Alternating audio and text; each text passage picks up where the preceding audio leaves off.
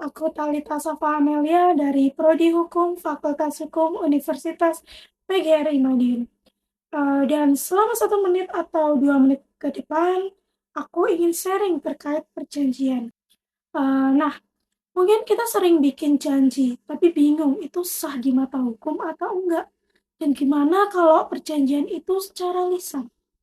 Namun sebelum itu, saya akan menjelaskan sedikit mengenai apa itu perjanjian.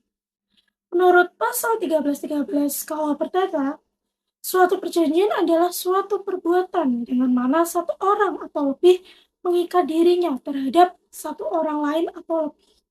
Nah, dan dari ikatan tersebut muncullah perikatan yang dimana perikatan itu lahir dari undang-undang dan perjanjian. Dan perjanjian ada ketika ada suatu kesepakatan antara kedua belah pihak. Dan dari kesepakatan kedua belah pihak itu lahirlah suatu perjanjian. Dan bagaimana suatu perjanjian bisa dikatakan sah? Apakah hanya kesepakatan kedua belah pihak saja?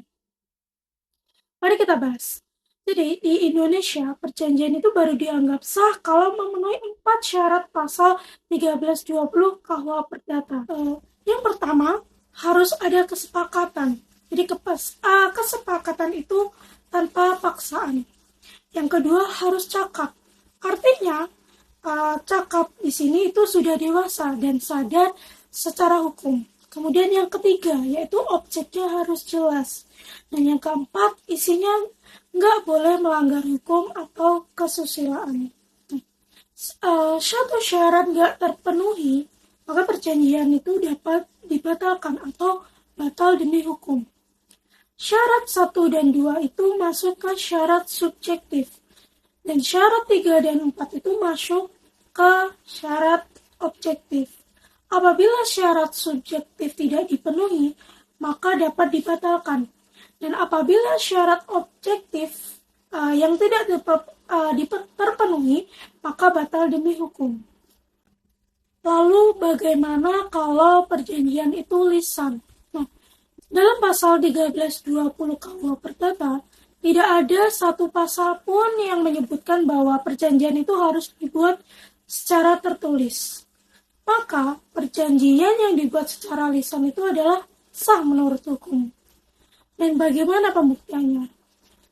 Di dalam pasal 1866 KUH Perdata dikenal adanya 5 macam alat bukti. Salah satunya adalah saksi. Nah, berdasarkan pasal 1866 KUH Perdata tersebut, saksi bisa menjadi bukti dalam suatu perjanjian yang dibuat secara lisan. Nah, jadi perjanjian yang dibuat secara lisan itu sah di mata hukum. Akan tetapi akan lebih baiknya apabila perjanjian itu dibuat secara tertulis, karena akan lebih aman jika terjadi hal-hal yang tidak diinginkan di kemudian hari. Baik, sekian saya Thalita Safa Amelia, pamit undur diri. Wassalamualaikum warahmatullahi wabarakatuh.